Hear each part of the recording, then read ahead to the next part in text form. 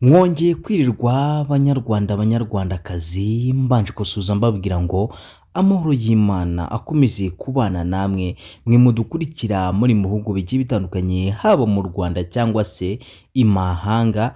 Murabizi ko tuba tubazaniye inkuru ziba ziri kugenda zivugisha benshi ku mbuga nkoranyambaga. Uyu munsi rero ndagarutse ngo tuvuge ku bintu biri kugenda bivugwa ku Rwanda baruharabika bavuga yuko Aisha Speed ngo yaba yaraje mu Rwanda ntibamwakire neza. Ayo niyo makuru mfite nonaha, niyo makuru mbazaniye. Ati gute rero? Aisha Speed ngo yateganyije kuza hano mu Rwanda ariko ateganya yuko training azayikorera muri Stade Amahoro. Ibyo rero bikavuga yuko ngo Aisha Speed akigera muri Stade Amahoro ngo bamwimye umwanya wo gukora training muri stade. Ayo ni amakuru akomeje kugenda avugwa ku mbuga nkoranyambaga ndetse agenda agarukaho n'abantu bagiye batandukanye, ndetse iyi nkuru ikibabaje yakozwe n'igitangazamakuru gikomeye mu gihugu cya Tanzania, ndetse bavuga yuko ngo Aisha Speed ngo yageze mu Rwanda ntibamwakire neza uko byari bikwiye, ndetse nk'icyubahiro yagombwaga ngo ntago ari cyo bamuhaye.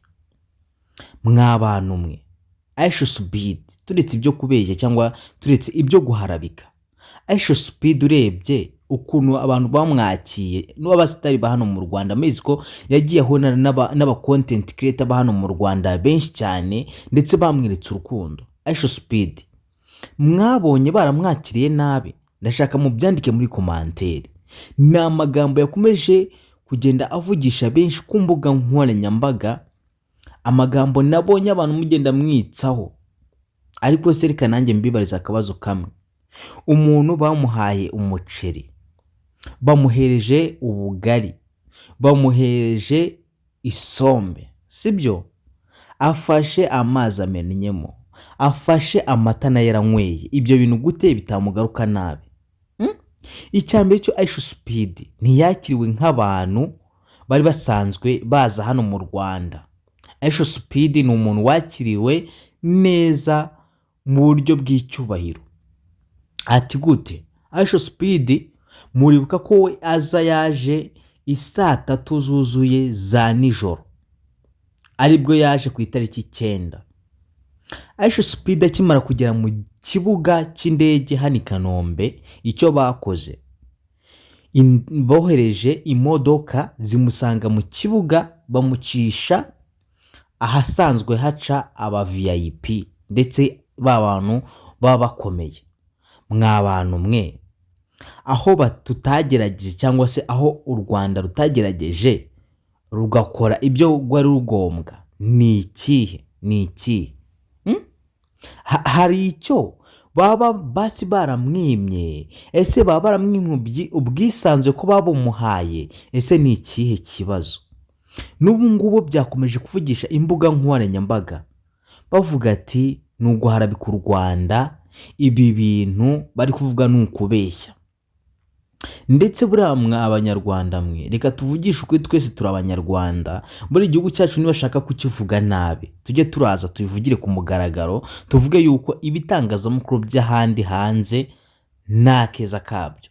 Urumva nk'igitangazamakuru gikomeye muri Tanzania kugira ngo kize kirekure inkuru kivuga ati u Rwanda rwahaye Aisha Speed ibiryo bibi, ngo cyarangiza ngo nibakamufata nabi, ngo kandi cya kabiri ngo twamwangiye gukora training mu kibuga ngo ariho yari yateganyije. Ayo ni amagambo yagakwiye kuvugwa n'abanyamakuru b'abanyamwuga, tuvugisha ukuri, b'abanyamwuga. Ni amagambo yarakomeye cyane, ni amagambo. Ariko Aisha Speed yakomeje kugenda azenguruka ibihugu bigiye bitandukanye, ndetse ubu ngubu ari kubarizwa mu gihugu cya Kenya, aho William Ruto nawe yagize gutya yifata akavido aravuga ati welcome Speed mu gihugu cyacu Kenya. Ibintu nk'ibyo nibyo byari biri kuvugwa cyane ku mbuga nkoranyambaga, nibyo bintu byari biri kuvugwa, ariko ibyo ngibyo abantu ntibabyiseho, ahubwo ikintu bari kwikomozaho ko Aisha Speed yageze mu Rwanda agafatwa nabi. Murabizi ko Aisha Speed akimara kuza akigera hano i Kigali bamuhaye imodoka zimujyana mu karere ka Musanze, ari naho yaraye, abanza kujya gusura pariki y'Ibirunga, aho yagiye kubanza kureba ingagi. Ndakeka ibyo bintu murabizi, ndetse n'ibyabaye ngombwa ko bahafatira video bitewe n'uko hari mu misozi bitari bukunde. Byabaye ngombwa ko Aisha Speed training ayikora amaze kuva mu kibuga, cyangwa se ayikora amaze kuva mu Birunga amanuka i Kigali. Ibyo byose mwagiye mubibona, ndetse nuko yakiriwe akigera hano i Kigali mwarabibonye, kuko aba content creator mu Rwanda bose bari bamwiteguye, ndetse bakeneye kumwakiriza yombi nyine nk'umuntu waturutse hanze, ndetse nka mugenzi wabo w'imena nyine. Niko ibintu byari bimeze, kuko wabonaga ko abantu bari bamwitabiriye ari benshi, abantu bari benshi cyane, niko nabivuga, kuko urebye n'icyubahiro bamuhaye cyari icyubahiro kigombwa umuntu ukomeye, kuko umuhanda wose Aisha Speed yacagamo nta modoka yemeraga kuwukandagiramo. Murabizi ko aho yacaga hose habaga hari polisi zigenda zimukorera inzira aca watambuka. Ese koko mw'abanyarwanda mwe, turetse ibyo kubeshya cyangwa turetse ibyo kujya ku ruhande ngo tuvuge menshi, u Rwanda nihe rutagerageje? Ese u Rwanda ni ikihe kintu rutakoze kugira ngo Aisha Speed akomeze kuryoha mu byo yarajemo? Icyambe cyo Aisha Speed, reka twemere ko yamuritse igihugu cyacu, ndetse abantu bari hanze bose bamenya igihugu cy'u Rwanda uko kimeze. Ariko se ndagira nkwibariza akabazo gatoya, Aisha Speed usibye kuba wenda yaraje nyine igihugu akerekana wenda ibintu sibyo byose, akerekana nyine ubukungu bw'igihugu, akerekana ibyiza by'igihugu cy'u Rwanda byose, ariko se Aisha Speed hari ikintu yadusigiye nk'abantu? Usibye kuba yaraje wenda tukamwakira, hari ikintu yasize twavuga ati uyu muntu arakomeye pe?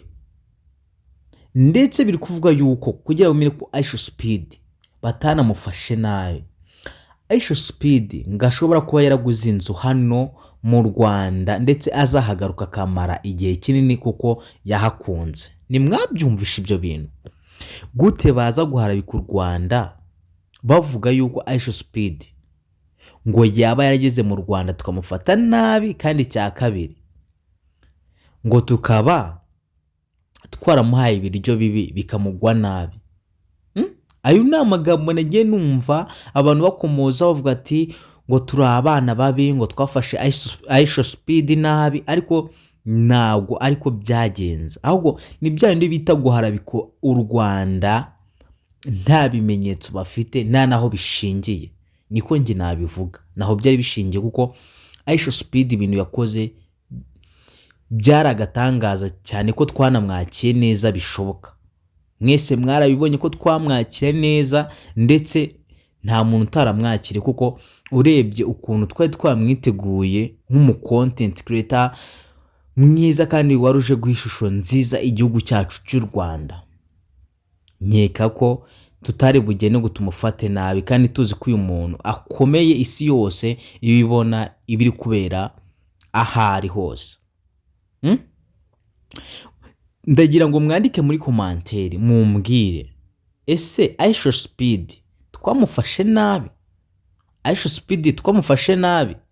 Reka urugero, reka mbereke reka mbereke iyi video namwe mumbwire Aisha Speed ari kwisanzurana n'abantu hano mu Rwanda ndetse ubona ko bamwishimiye. Reka nshyire iyi video namwe mwirebere mbere yo kuvuga yuko Aisha Speed ngo twaba twaramufashe nabi. Ndagira ngo namwe mumbwire nimba ari byo cyangwa se ari uguharabika u Rwanda.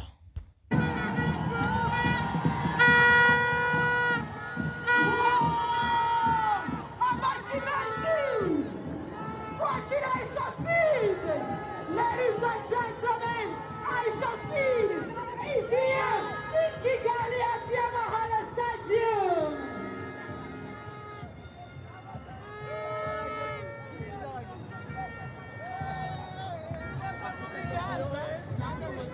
Ndakeka namwe murabyiboneye Aisha Speed ukuntu yakiriwe neza cyane ndetse ubona ko abantu bamwishimiye. Guta abantu bahera bavuga ngo Aisha Speed ngo twamufashe nabi. Urumva impamvu banamukuyemo hari amakipe yagombwaga gukina Rayon na APR. Ndumva rero nta kibazo cyari kirimo aho ngaho kuba baramukuyemo kugira ngo abandi bakine. Ndumva nta kibazo cyari kirimo. Ariko gusa icyo mbibutsa ni ukanda subscribe kugira ngo ibigano nk'ibi ngibi nibizagiye gucika uzajye ubonera ku gihe. Nge banyita Dukunda Kevin. Ushaka kwamamaza wahamagara 078 96 56 863 ubundi tukakwamamariza neza ibikorwa byawe bikagera kure. Murakoze cyane, mugire ibihe byiza. Nge banyita Iradukunda Kevin, mugire ibihe byiza. Ciao ciao, ndabakunda cyane, tuzasubire kandi murabizi ko mbakunda cyane.